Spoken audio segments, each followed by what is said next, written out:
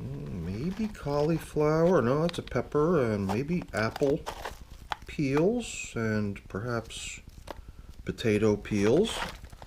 It's kind of hard to tell what we got here, but it does look like an assortment of various things for the wormies. So welcome everyone. I'm down here in my wormery, prepared to check in on the VermiBag Mini. 12 days since the last time we came in here. And the last time we came in here, we were a little more generous than usual with the application of bedding. We did the old thing of laying down bedding material as a foundation for the feeding, and then we even used more bedding to top off the feeding, but then at the very end I came in with even more. And that bedding was used as a top coating, like a top dressing. And a lot of times when I've got a good bit of leafy matter on hand, I like to do these top dressings, but I normally don't do it with the prepared bedding or with the shredded paper cardboard mix. But I do like what I'm seeing as far as, you know, little signs of worm castings here and there all over the stuff, and you know, a pretty fair moisture content to it as well. So, you know, I didn't know what to expect. I figured under the plastic it should be well protected from drying out.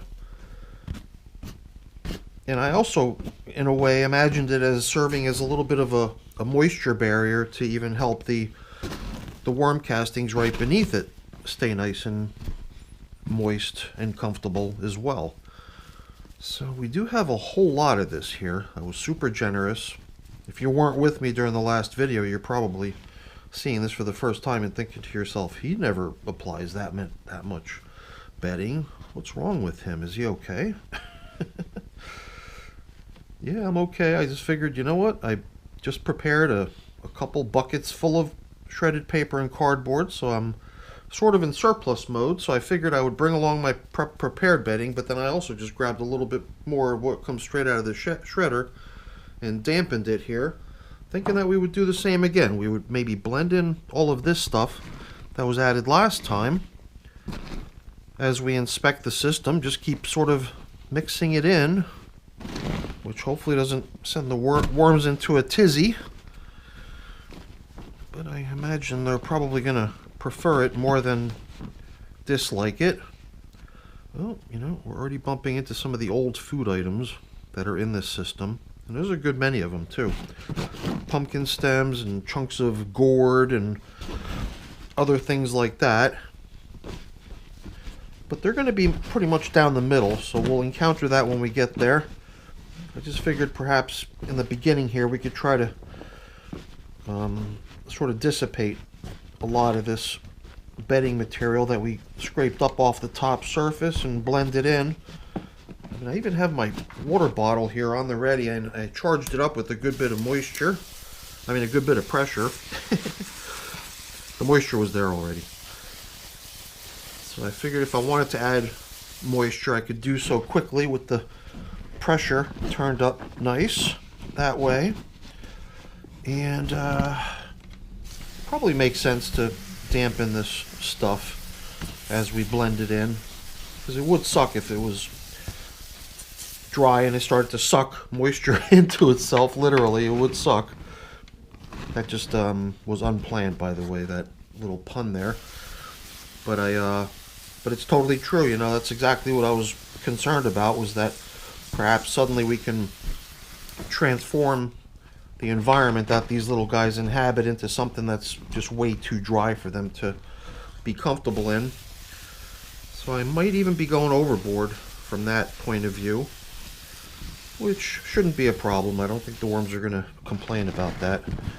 I believe that they would be completely on board with a nice thorough dampening of their space. So I don't know. Was that the right move there, what I just did? I'd love to hear everyone's feedback and thoughts on that, but it was sort of what I envisioned as the way to play it once we get down here. And even down the middle, once we excavate the spot where we fed, down the feeding zone in the middle, we're going to encounter probably a good bit of remaining bedding there too, because I was super generous down in the feeding zone with the bedding too. This little piece of gourd with this little pocket on the end of it always manages to gather a crowd. For the longest time I was never ever able to empty that thing. It was just too jammed in there, and maybe it was because it was so much more intact. That hole was a lot deeper too. And now other big things, here's the main attraction as far as big things in this system. Big pumpkin stem. Objects that we keep bumping into, and even last time we started taking some of the fragments that we found along the way and just decided it was time to start helping that stuff go. And it's amazing, this piece here was pretty large when I first started, but it was just barely a gentle touch is all it took to just kind of turn it into itsy bitsy shrapnel pieces. They're here too. These might be pieces of pumpkin stem or gourd or whatever, similar to the materials that are over here. I mean, this piece here too, I bet you I could do the same. There is a portion of it that feels like it's a little bit thicker over here. That might not have been infiltrated yet, but at this point it's not the sort of thing I believe we're going to encounter and pull out of the material as far as it being a larger object worth checking out.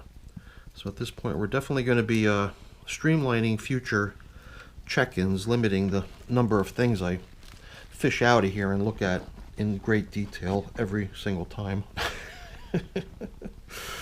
Yes, I'm taking a shot at myself, but all right. I think what we've done here was probably pretty good for the environment as far as adding moisture, and also good from the point of view of helping those objects, those slow composting objects that I just have this tendency to want to always put aside and let them remain intact. I suppose it's okay to do that with a couple choice items, but not too many. So a couple things we could set aside and put them back in intact for the most part when we restock the feeding zone, but at this point anything we find along the way is probably fair game for getting chipped away into little pieces.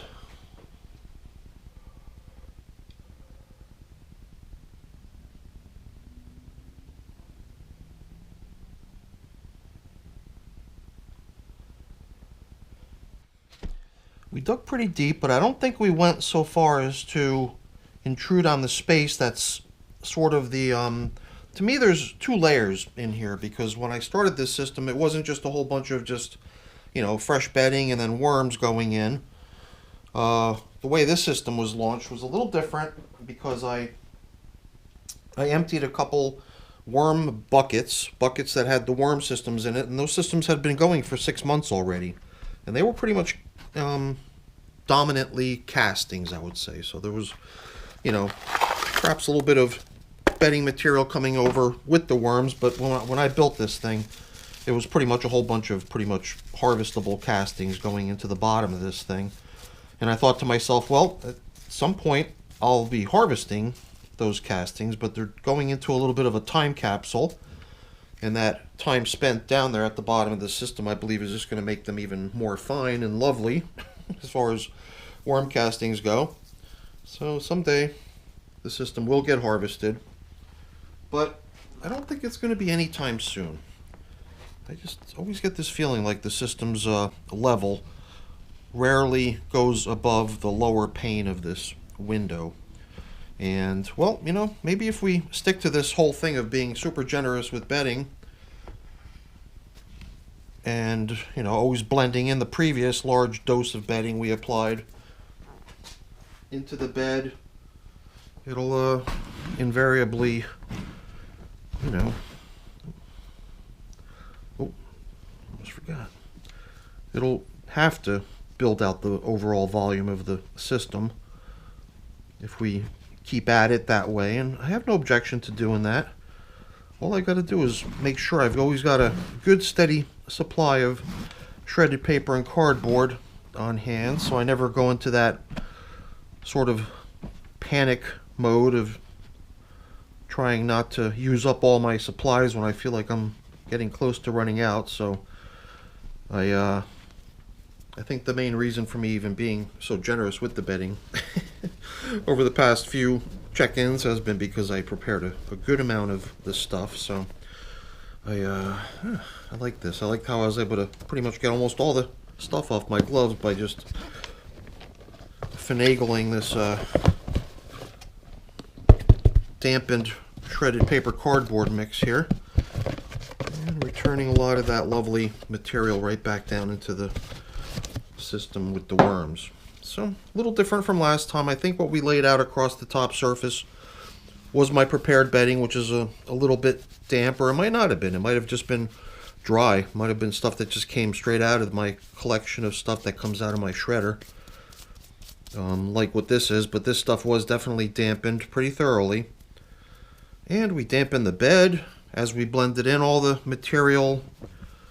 I think we've definitely created a nice cozy space for these little wormies, and if there is a risk of things getting dry in here, I think we've